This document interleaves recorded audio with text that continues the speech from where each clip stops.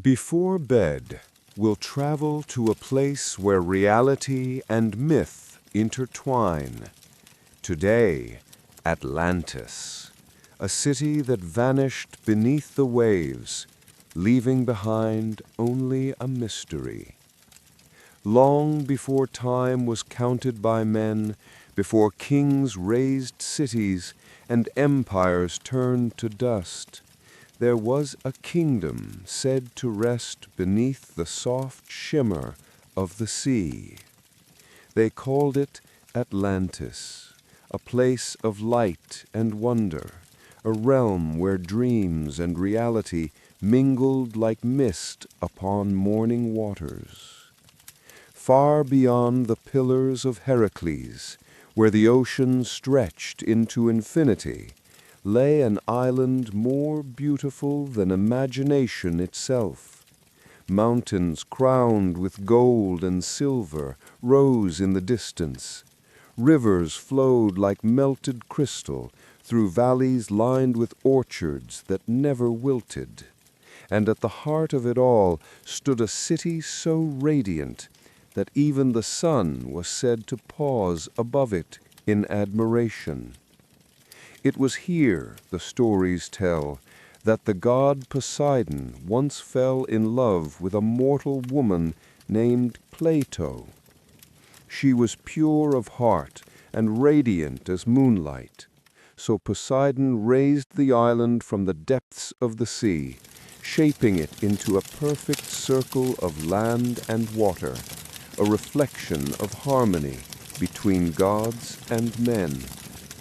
He built for her a palace upon a mountain, surrounded by rings of earth and water that gleamed under the sky like ripples frozen in time. 5 rings of earth, 5 of water, each bridged by marble causeways and guarded by towers of orichalcum, a metal brighter than gold, yet gentler than fire.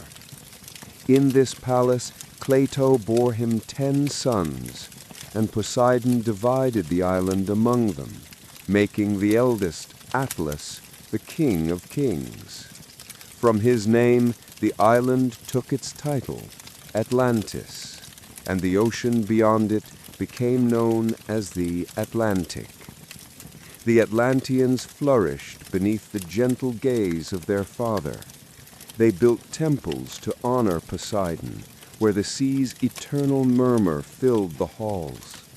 The people of Atlantis lived in peace and learning, blending the divine gifts of their father with the wisdom of mortal craft. Their knowledge reached beyond measure. They studied the stars, learning how the heavens guided the tides. They built ships that could cross vast oceans without fear. And they spoke in soft voices of justice, kindness, and balance, for they believed the sea gave life only to those who respected its calm. And so the years passed like slow waves over the sand. Atlantis grew mighty, but gentle, powerful, yet kind. The city glowed at night like a pearl beneath the stars, and those who visited told tales of its fountains that sang, its gardens where every tree bore fruit, and its people whose eyes reflected the calm of the sea itself. But legends whisper that even in paradise the seed of pride can take root, for beauty admired too long becomes a mirror of the self. And in that mirror, the Atlanteans began to see not the gods, but their own reflection. Still, in these early centuries, Atlantis was a lullaby upon the world. The wind carried the scent of peace, the waves hummed in harmony with the stars, and the people believed that the sea itself loved them. The kingdom rested, untroubled beneath the eternal song of the tides, unaware that time, like the ocean, moves in circles. The morning sun rose gently over the rings of Atlantis. its light drifting like golden mist across the marble towers and shining canals. The city awoke not with noise, but with music, soft chimes that marked the passing of time, like the heartbeat of the island itself. Fishermen prepared their boats, artisans opened their shops, and scholars gathered under domes of glass to study the stars still fading in the dawn. Every corner of the city glowed with quiet order. The Atlanteans believed that beauty was a reflection of truth, that to live in harmony with the world was to honor the sea from which they were born. And so they built with care. Every column, every garden, every path arranged like notes in a song. In the early days of the Golden Age, Atlantis was a bridge between gods and mortals. Its people were tall and fair, their eyes deep as ocean tides, their voices calm like the wind before rain. They knew no hunger, for their soil was rich. They feared no sickness, for the air was pure. And no war ever touched their shores, for they had learned that peace was stronger than pride. It is said that the sons of Poseidon ruled wisely then, each king guarding his part of the island as one guards the heart of a beloved. Atlas, the eldest, sat upon the central throne, his mind vast and still as the sea. He believed that power must flow like water, always in motion, never hoarded. And so Atlantis prospered, not by conquest, but by sharing its light. Scholars came from distant lands, crossing endless waters to learn from the Atlanteans. They studied the secrets of crystals that hummed with energy, and the geometry that bound stars to the sea. It was whispered that the Atlanteans could draw power from the earth itself, from the song of the tides, from the pulse beneath the mountains. They did not call it magic, for to them it was nature's breath. At night, under domes of crystal, they gazed into the sky, mapping the paths of the stars with silver instruments.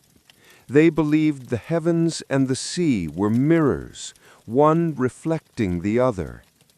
And through this reflection, they sought understanding, not dominance. Their ships were wonders, graceful vessels that glided without oars, guided by sound and thought. Their towers rose without strain, each stone fitting perfectly as though grown by the island itself.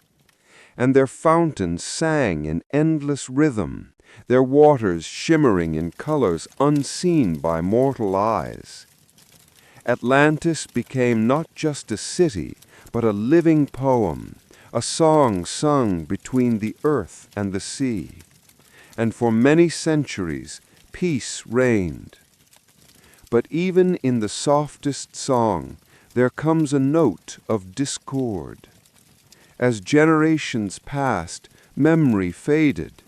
The old priests spoke of Poseidon's love, yet fewer listened.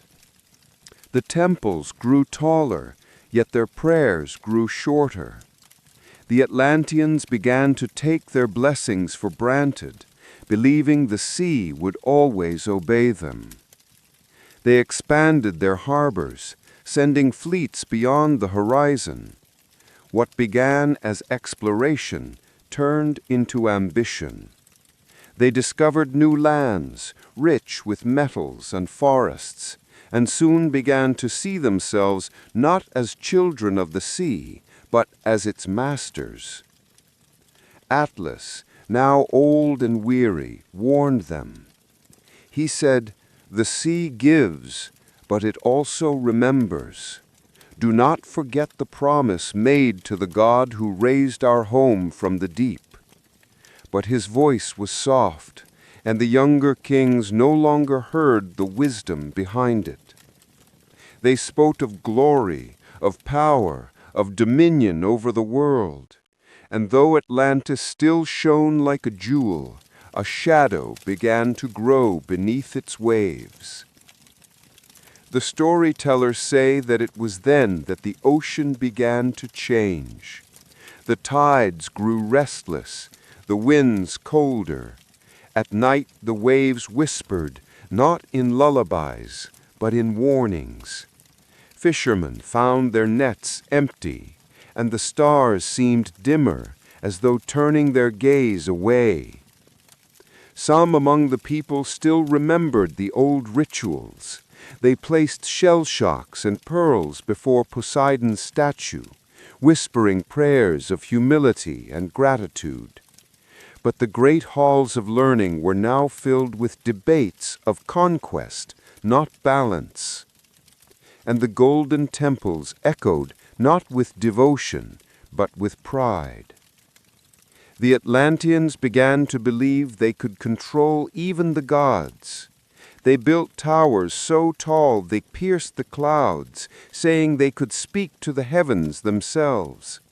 They forged engines powered by the same crystals that once lit their gardens, but now the crystals burned brighter, hotter, consuming their light faster than the sea could replenish it. And yet, amid all this pride, Atlantis still looked beautiful from afar. Travelers who approached by sea saw only the glowing lights, the calm harbors, the grand statues gazing toward the horizon. They did not see the cracks forming in the marble, or the silence that had crept into the temples. Sometimes even perfection fades quietly. At night, when the winds fell still, the ocean would whisper to those who listened closely. Some said it was Poseidon's voice, gentle but sorrowful. Others said it was only the sea remembering what once was. But those who truly felt the rhythm of the tides knew that something ancient was stirring beneath the calm. Still, the people dreamed peacefully. Children slept beside windows that opened to the sea, and their dreams were filled with blue light and songs of dolphins. The mothers sang softly as they once had in the beginning.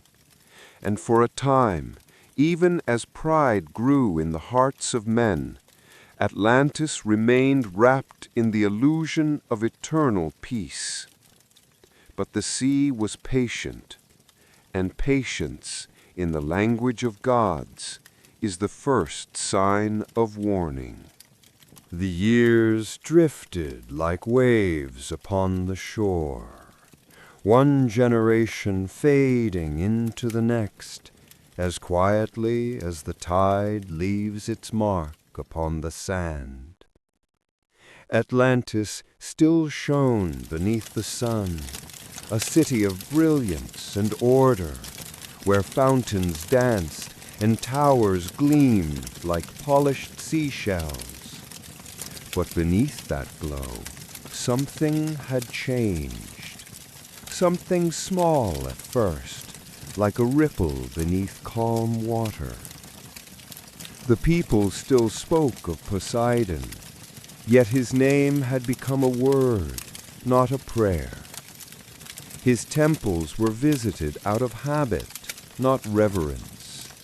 And while the statues of the gods still watched over the harbors, their eyes, once symbols of living faith, now seemed carved from stone in truth.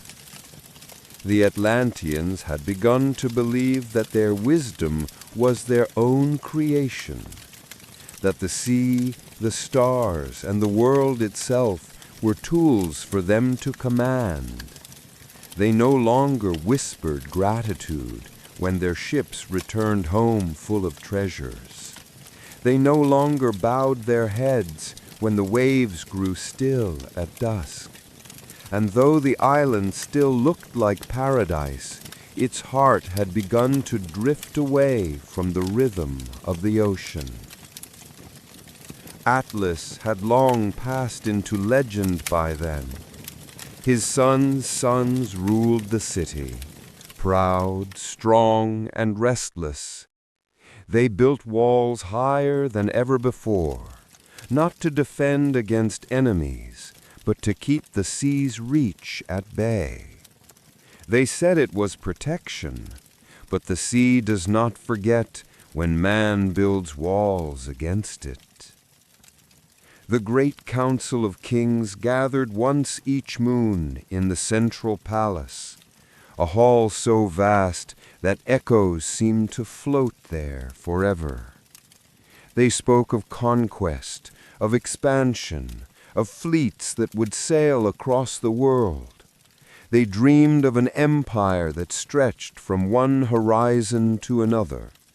And as they spoke, the ocean beyond the windows sighed, long and deep, like the breath of something ancient stirring in its sleep. A few among them still remembered the old promise that balance, not power, kept Atlantis afloat. But their voices were quiet, drowned beneath the roar of ambition. And so the city's golden age began to dim, not in fire or war, but in silence, a silence that even the birds seemed to sense. The scholars turned their craft from study to invention. They sought to harness the energy of the crystals buried deep within the earth, the same power Poseidon had given to light their temples. But when they drew upon it too greedily, the crystals began to hum, softly at first, then louder, trembling with each passing moon. Some said it was only the song of progress. Others whispered that it was the heartbeat of the island, warning them to stop. Still they continued. They built ships powered by that strange glow, ships that could move without sails or wind. They built towers that reached so high that the clouds gathered around them like crowns. And they built machines that could shift stone and earth with ease, reshaping the island's body, unaware that each change was like cutting deeper into its own flesh. And so the balance tilted. The priests noticed it first. The tides began to rise earlier each season. The waves that once kissed the shore now struck it harder, leaving white scars of foam upon the sand. Birds flew inland, and the nights grew strangely warm. The air shimmered with a faint hum, as though the island itself were speaking in a language no one wished to understand. One night, a tremor passed beneath the city, gentle but long. The fountains stopped for a moment. The water and the canals rippled though there was no wind, and from the great temple of Poseidon came a single crack, small yet sharp enough that those nearby fell silent, staring at it as if the earth had sighed. But the kings ignored it. They declared the tremor a sign of renewal, not warning. They ordered the scholars to extract even more crystal power from the depths, saying, "The gods have blessed us. We are eternal." Yet deep beneath the island, where Poseidon's gift once rested in calm blue light, the sea had begun to stir with sorrow. The crystals glowed too bright now, pulsing like fevered hearts, and somewhere far below, a voice older than stone whispered into the dark, "You have forgotten the rhythm of the tides." The following months were strange ones. The sky took on hues never seen before, gold in the night, violet at dawn. The sea became restless, waves rolling without wind as if searching for something lost. Children woke from dreams they could not remember, whispering of the ocean, calling their names. A council of priests gathered and prayed for a sign. They spoke softly, kneeling before Poseidon's statue, asking forgiveness for the pride of their people. And though the temple was silent, a drop of water fell from the ceiling, not from rain, but from the very stone itself, as if the island were weeping. Still the rulers did not listen. They had grown deaf to warning, blind to humility. Their eyes saw only conquest, and their hearts heard only the echo of their own power. The sea, however, had not forgotten, for all things born of the ocean return to it in time. As another season passed, the tides began to creep higher upon the shore. The fields nearest the coast turned to salt. The fishermen spoke of strange lights glowing beneath the water, moving like living stars. And some nights the people heard sounds, deep, distant, like drums beneath the earth. But even then Atlantis glittered in beauty. The city's lights shimmered across the sea like constellations. From afar it looked eternal, the perfection of man's dream made real. And that is how pride deceives. For even as the world trembles, the mirror remains unbroken until the final wave. And so the people slept, unaware of what was to come. The sea rocked them gently, as it always had, like a mother still forgiving her child.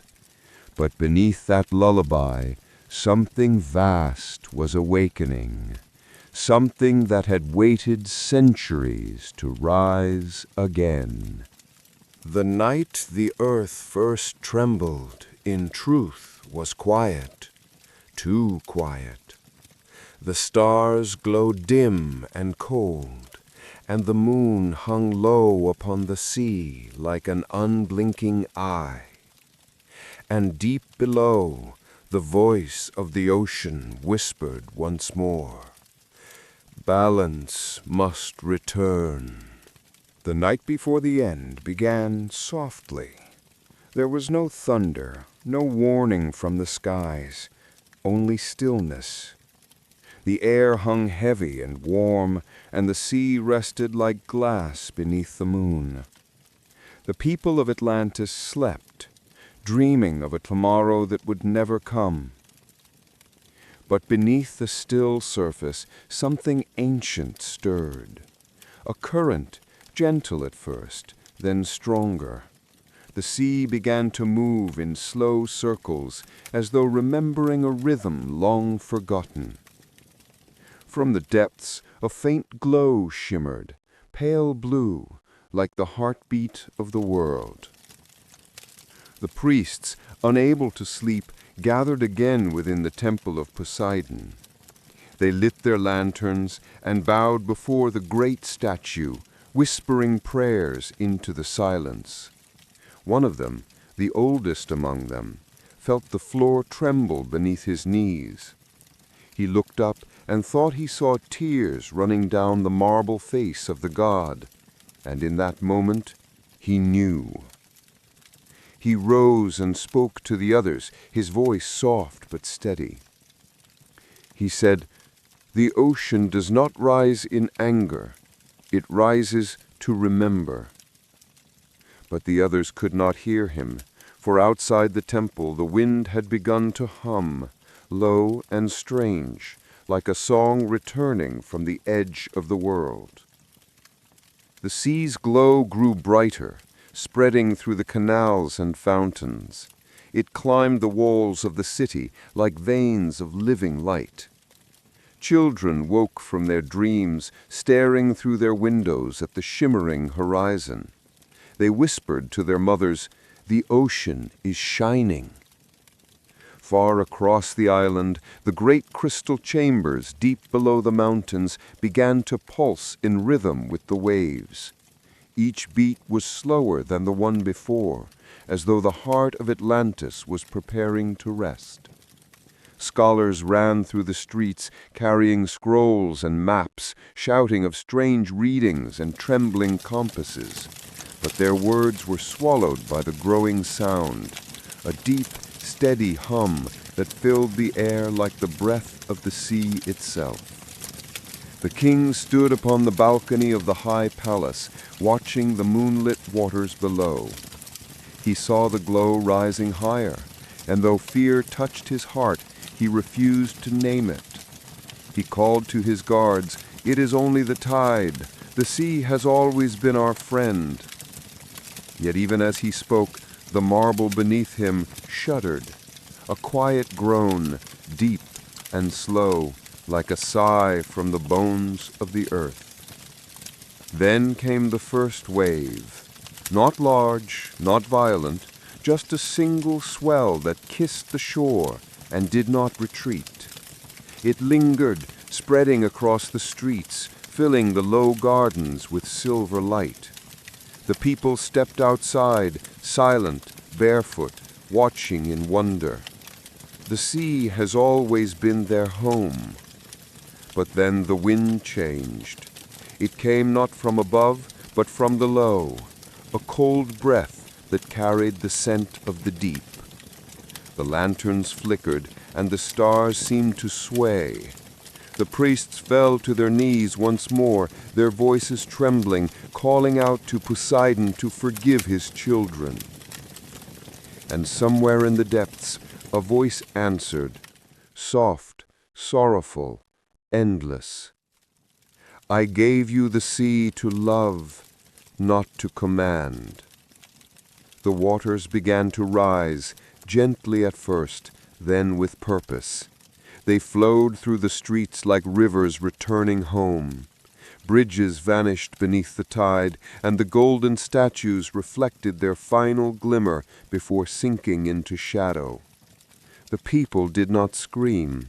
They held one another, listening as the song of the ocean grew louder, deeper, almost beautiful.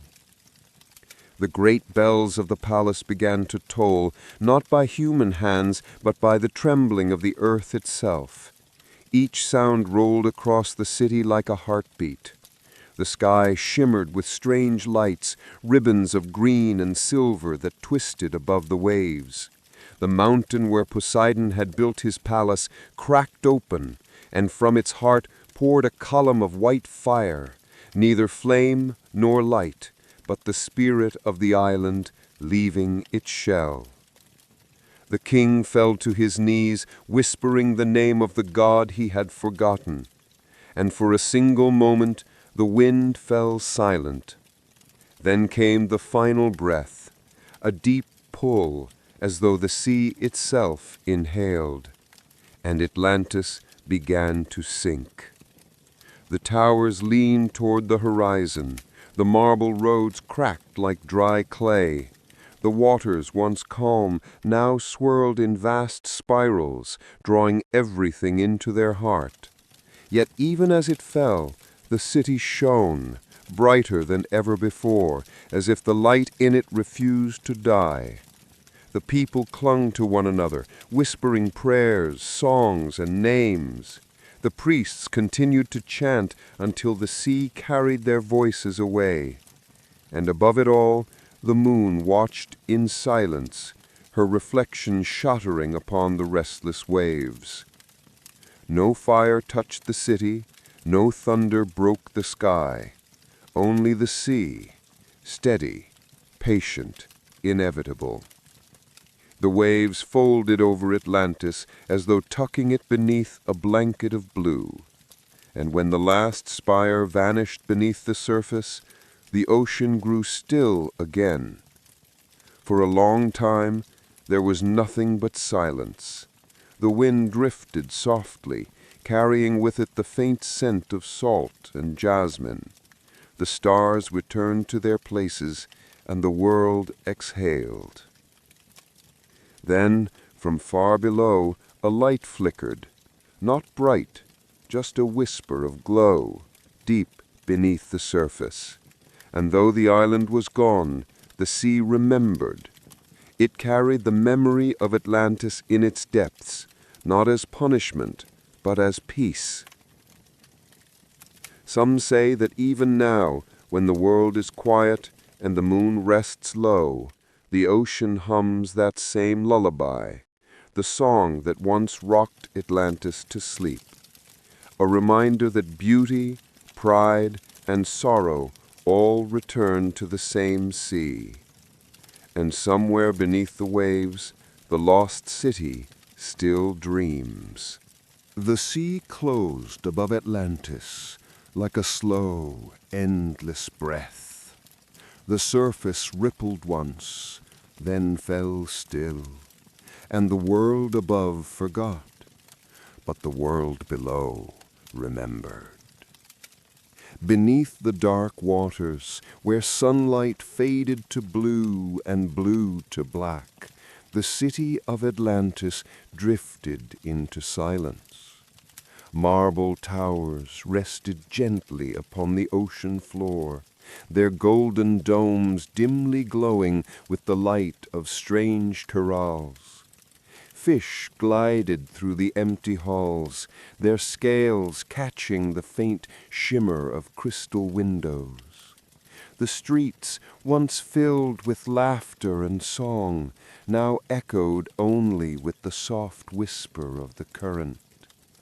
And yet, the city was not dead. The Atlanteans, or what was left of them, did not vanish entirely.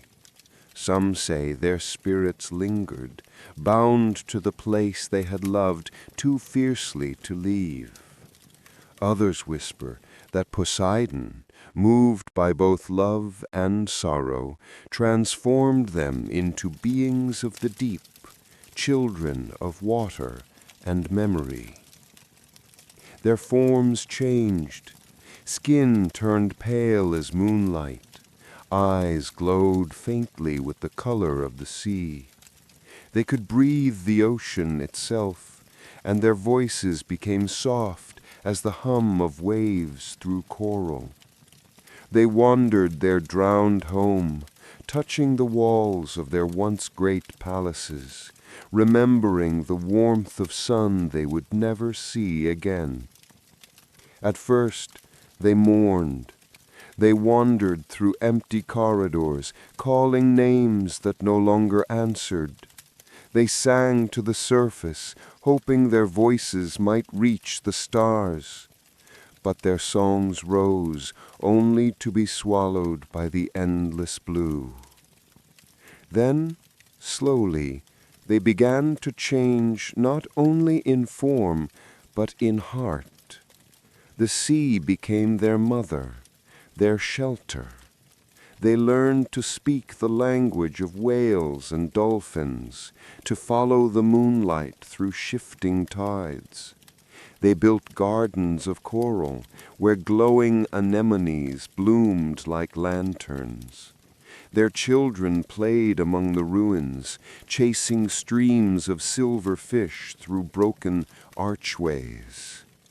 And sometimes, when the current was gentle and the light just right, the city almost looked alive again.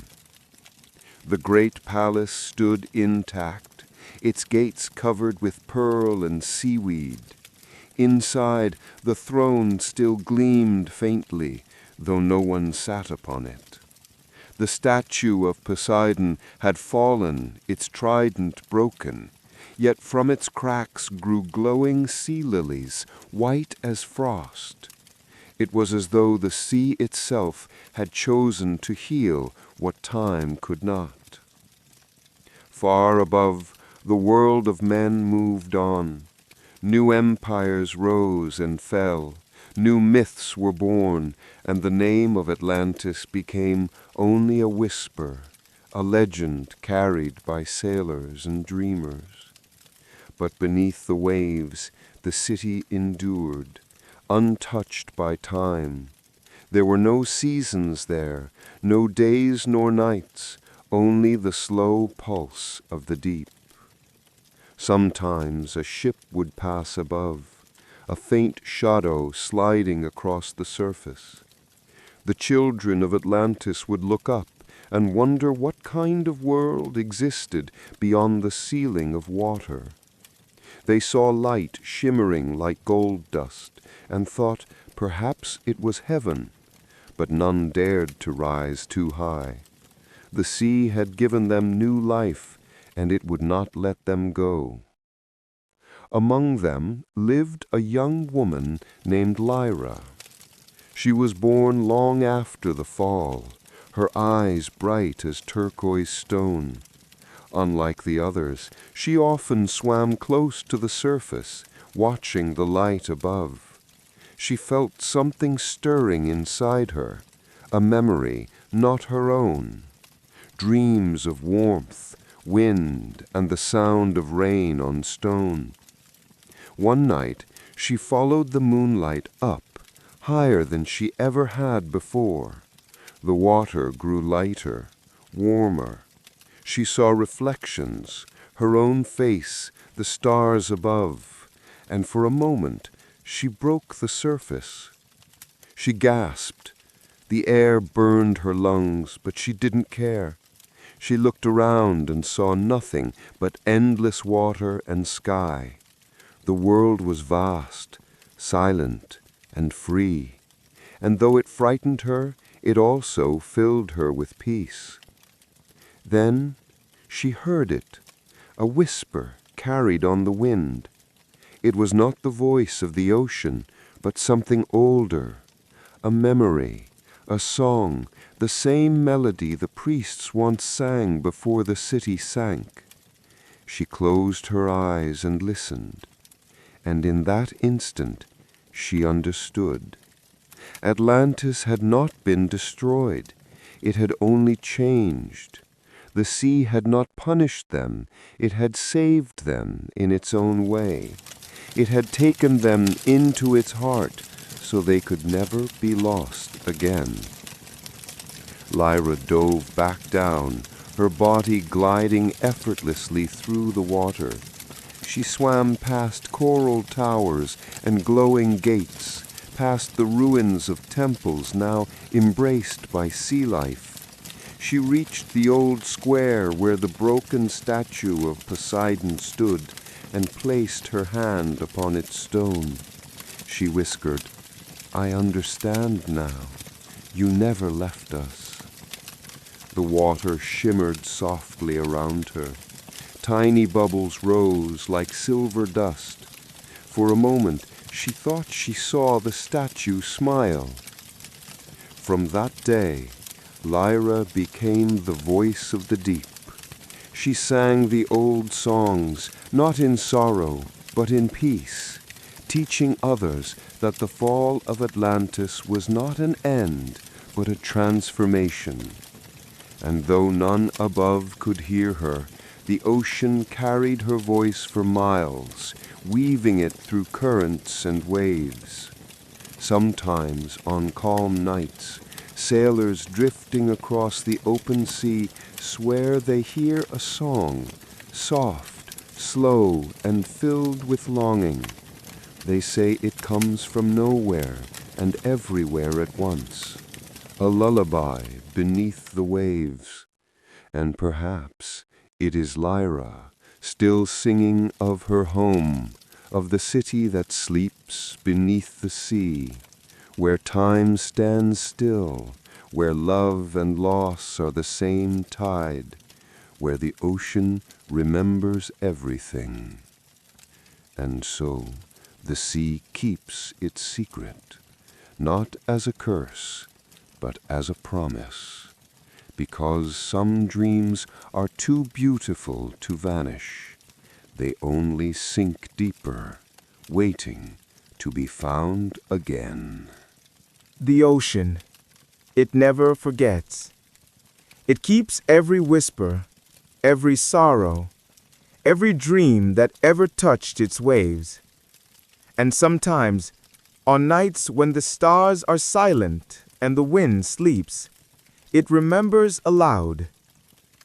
It was such a night when a ship drifted across the wide Atlantic, its sails heavy with moonlight. The crew slept, and the sea lay still, smooth as glass. Only one man remained awake, a young sailor named Elias. He stood at the bow, eyes lost in the darkness, listening to the hum of the waves. And then he heard it. A voice, soft, distant, and pure, like someone singing through the water. It rose and fell with the rhythm of the tide, weaving words he could not understand, yet felt deep within his heart. Elias froze. He leaned over the railing, peering into the dark below, but saw nothing. Still the song continued, a melody that made the world seem ancient and fragile. It wasn't sorrowful. It was calm, timeless, and full of longing. He closed his eyes and listened.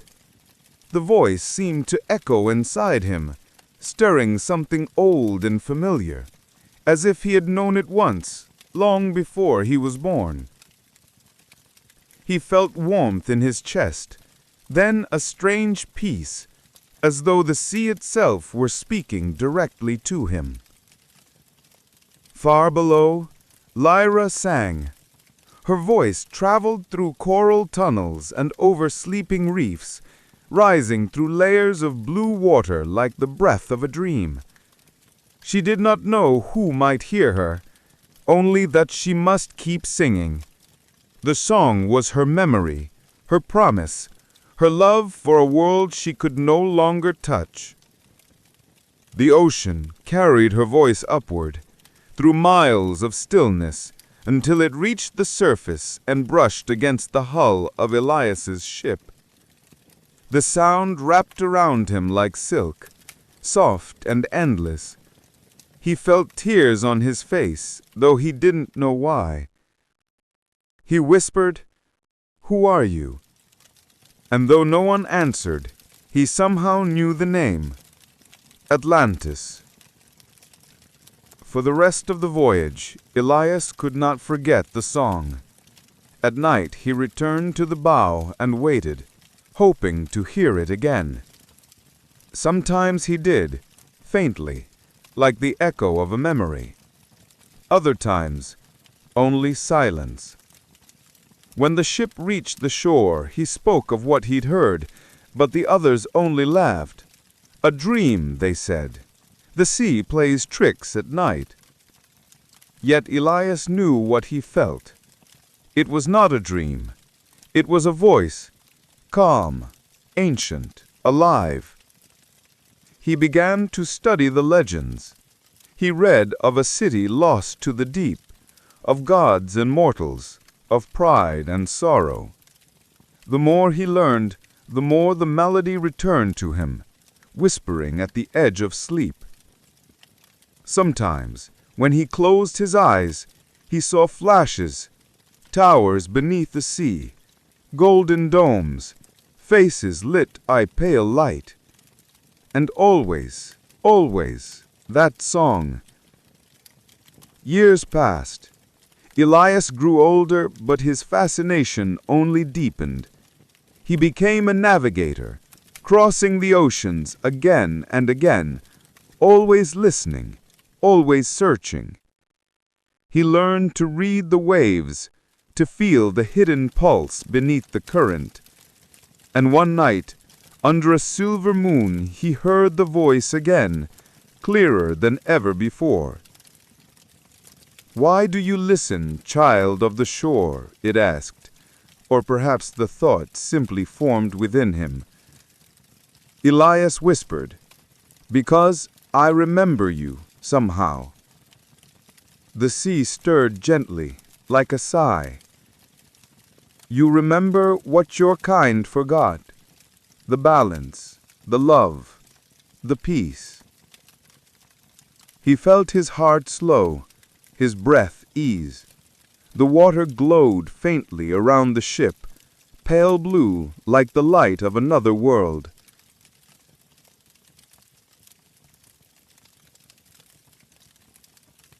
"Are you Atlantis?" he asked. The voice laughed softly, like bubbles rising through still water. "I am what remains of her. I am her dream, her song, her echo in the deep." "Can I see you?" "Not yet," she whispered. "You live above, and I below. But one day, when the world remembers peace again, the sea will rise, not to destroy, but to return what was lost." The light faded, and the sea fell silent. But Elias knew the truth. Atlantis was not gone.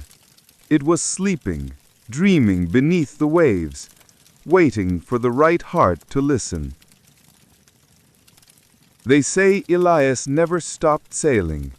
He mapped the seas like a man tracing the edges of a dream. And when his ship was found years later, drifting empty under a dawn sky, there was only his logbook, filled with sketches of coral cities and notes written in a trembling hand. The song is real. She calls when the world is quiet. Atlantis still breathes below. Centuries passed. The world changed. Engines replaced sails. Lights replaced stars. But still, every now and then, sailors report hearing a faint melody deep at sea. Some say it's the wind. Others, the voice of the ocean herself. But those who listen closely know it's the same song Elias once heard, the same voice that sang before time had a name, the lullaby of Atlantis, calling not for sorrow, but for remembrance. And so the legend drifts on, like a wave that never breaks. Somewhere in the deep, the city still glows softly beneath the tide, and Lyra still sings, not to be found, but to remind the sea that even in silence, beauty never dies. They say that when the world grows quiet enough, you can still hear the heart of the ocean. It beats not with thunder, but with rhythm, a gentle pulse that keeps the world alive. Every tide that rises, every wave that fades, carries within it the memory of what once was. Atlantis, though long vanished from sight, still drifts in that memory. Not a ruin, not a warning, but a whisper, a lesson of balance, of beauty, of the fragile harmony between longing and peace. The waves tell stories to those who listen. They speak of a city that loved too deeply, dreamed too boldly, and fell too silently. But they also speak of rebirth, of how nothing truly dies but transforms. For even the greatest loss becomes part of the endless flow. The ocean forgave them long ago. It does not remember anger, only the softness of love. Where Atlantis once stood, coral now blossoms, glowing faintly beneath the weight of time. Fish drift through marble arches, and gardens bloom again, not for kings, but for the sea itself. Sometimes a diver will descend into those waters, and though they see only rock and sand, some swear they feel warmth in the current, as if the sea recognizes them. Others say they've glimpsed lights, faint, golden and slow-moving, like lanterns carried by unseen hands. Perhaps it's imagination, or perhaps it's the city still dreaming. Because dreams, like the tide, always return. Far above, the world continues to rush. Ships cut through the water, storms rise and fall. Men chase time as if it can be caught. But beneath it all, Atlantis sleeps in perfect stillness, reminding the deep that calm is older than chaos. It is said that when the seas are mirror smooth, when even the gulls are silent, the gods walk again upon the ocean floor. Poseidon, now older than the stars, still passes through the ruins of his creation. He touches the stones softened by centuries and listens to the faint hum of Lyra's voice. She never stopped singing.